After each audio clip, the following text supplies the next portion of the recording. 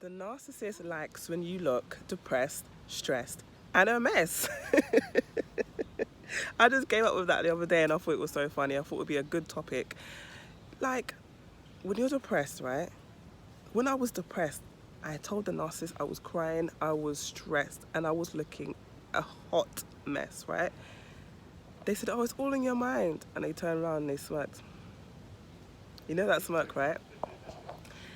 Like, it's not just the narcissist, like your friends at the time when you're with the narcissist, and sometimes some family members as well. They like it when you're depressed and you're stressed and you're looking a mess, right? I even had a family member, right? I had a family member take a video of me, a secret video of me, right, on Snapchat when I was looking depressed and a mess. And at this point, right, I had long dreadlocks and I was literally going through it, right? And I cut my hair off. I felt like I needed to cut my hair off, but really and truly I had to cut off the narc and everyone that was toxic, right? Anyway, so my hair was short. It was a mess. I was skinny. I was just looking like I was really going for it, right? And when I started to glow up, right, the family member sent me the video randomly one day. And I said, oh my God. I said, why didn't you tell me I was looking a mess? They were like, I told you. She tried to gaslight me. This person tried to gaslight me and tell me that they told me that I was looking a mess. If my family member looked like that, how I was looking, I would sit them down and have a conversation with them, and I would tell them, look, let's go to the spa. You know, let's do a face mask. Let's go shopping, get you some new clothes. Let's get your hair done. Let's look good. You know, let's get some therapy. Let's do something, right? So when I was stressed and depressed, this family member was my good friend, okay? They were there, they were, you know, especially when the discard happened and the narcissist, you know, destroyed my property and just destroyed everything in the house, and my mind went blank. I called that family member to come and save me because I had a 2-year-old with me and they were hungry and they needed someone to look after them, and I couldn't even look after myself. I sat down in the corner and I was just shocked. I was in shock. Like, if you've ever been in shock before, you're literally staring in thin air. You're literally just staring at something for like 5 minutes straight. So I just called this family member and came over. And when I was stressed and depressed, they started fake crying, acting like they cared. Now that I'm glowing up, now that I look better, I feel better, I have confidence, I have boundaries, this person is now giving me the silent treatment. This person has actually gone round to other family members and tried to start a smear campaign. However, my family members know who I am. They know my character. So when this person tried to smear me to the ground, they tried to smear me at a very low point in my life. I just lost a friend. At that point, my friend died, and my mind was just all over the place, right? And it was at a birthday party. As you know, they like to sabotage birthday parties. So it was on like a Zoom call or FaceTime. You have like 8 people on, right? And the family member said, oh, that I'm jealous of them. And at the time, I didn't react because I was just like, huh? My mind was elsewhere. I was just like, huh? Why would you say that? And it was so random. Like, no one was talking about anything. We weren't talking about jealousy or nothing. There was no correlation to why she would say that. She just came up with it. But I realised at the time it was because even though I was looking good, because it was a birthday party, you know, you put your fancy dress on, your makeup and everything. I was looking good, but I wasn't actually feeling good. Anyway, she saw that I was looking good, and it brought up some insecurities in her. And she just started to just smear me in front of people. And everybody, and I was actually shocked that everyone did this. Everybody that was on the Zoom call was said, no, that's not me. That's not me. That's not something she would do. No, she doesn't have like a jealous bone in her body. That's not who she is, right? And then that family member just sat back and just looked down on the ground and was just like, I failed. That kind of facial expression that she failed. But what I'm trying to point out is that now that I look better, she's upset.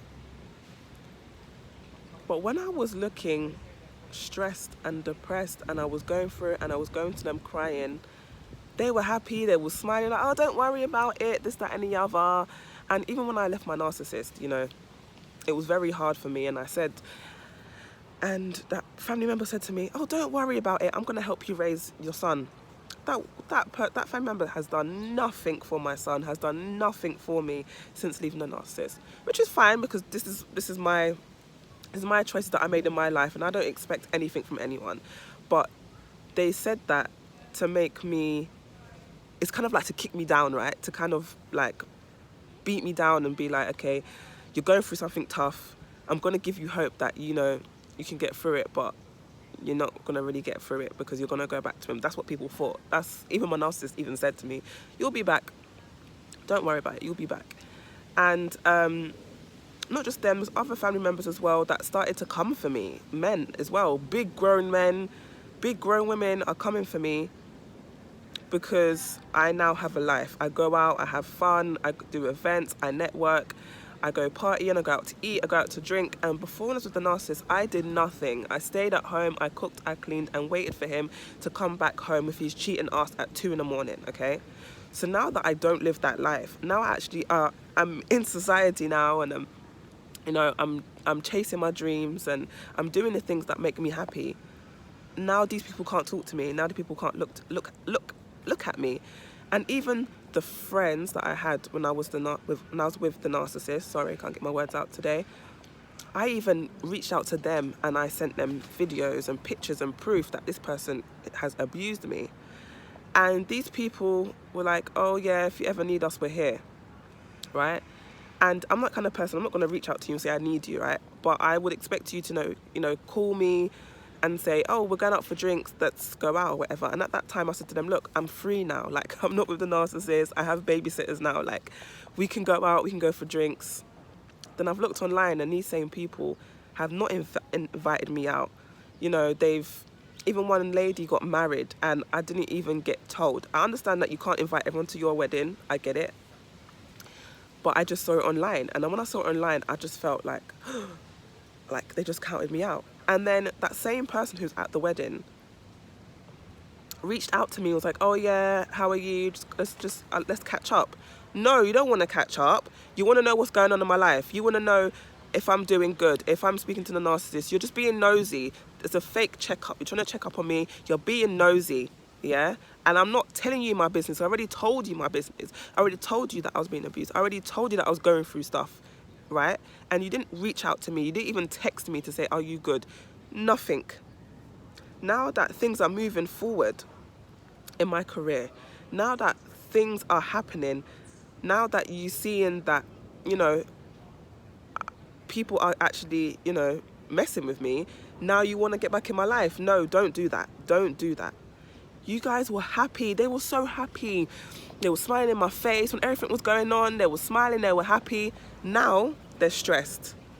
People are happy when you're depressed and stressed and looking a mess. And when I was looking a mess, I was with people who were also looking a mess. Now that I'm not looking a mess, okay, I don't fit in with them no more. I've upgraded so much that I don't fit in with you. So the fact that you guys are counting me out, at first I was upset, but now I'm not upset, because I actually understand, well, you guys are not on my level, like on so many different levels, from, you know, mindset, career, you know, just the way you dress, just the way you know, look after yourself. You don't look after yourself that way. You guys are toxic. You lie on each other, you chat crap on each other. I can't be around you lot anyway. So the fact you lot counting me out is cool, because now that you counting me out, it gives me a perfect excuse to cut you off. So they're happy when you're stressed and looking a mess. You know, when I was with the narcissist, I had family members that were begging me to look after my child, right? Because they didn't like him. They just wanted me to get away from him, right? And now that I've actually got a life and I want to do stuff with my life, these same family members don't want to look after my child.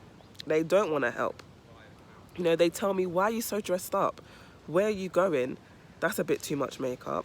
That dress is not for this outfit. Like, now they're trying to control me. They don't like the fact that I'm leveling up. They don't like the fact that I'm surpassing them to a point that now they're like in competition with me. It's like, it's not a competition. I have spent 10 years underneath a rock, and when I mean that like Patrick from flipping SpongeBob SquarePants, yeah, living underneath that flipping rock. When people tell me, oh, we're going to this club, we're going to this restaurant, I'm like, never been there. They're like, how can you never be? How can you never have been there? Everyone goes there. That's like so obvious. And I'm like, you guys don't understand. I was living underneath a rock. I was begging for flowers, which you can get from Lidl for £3. I was begging. I was begging for date night, which I could take myself out for 20 quid. Like, come on. Right? Now that I'm leveling up, they don't like it, they're stressed, they're depressed, and they won't help you. I used to get so much help when I was with the narcissist. People used to love it. They used to love pitying me. They used to love giving me stuff. Now, yeah, good luck if I can get anything out of these people. Good luck. But the thing is, the kind of person I am, I don't need anything from anybody. But what I'm trying to say is they are happy when you're depressed and you're stressed and you're looking a mess. So if anybody comes back to hoover you, it's to make them look good, and it's to destroy you so you look a mess again and you get depressed. Stay away from these toxic people. Stay away.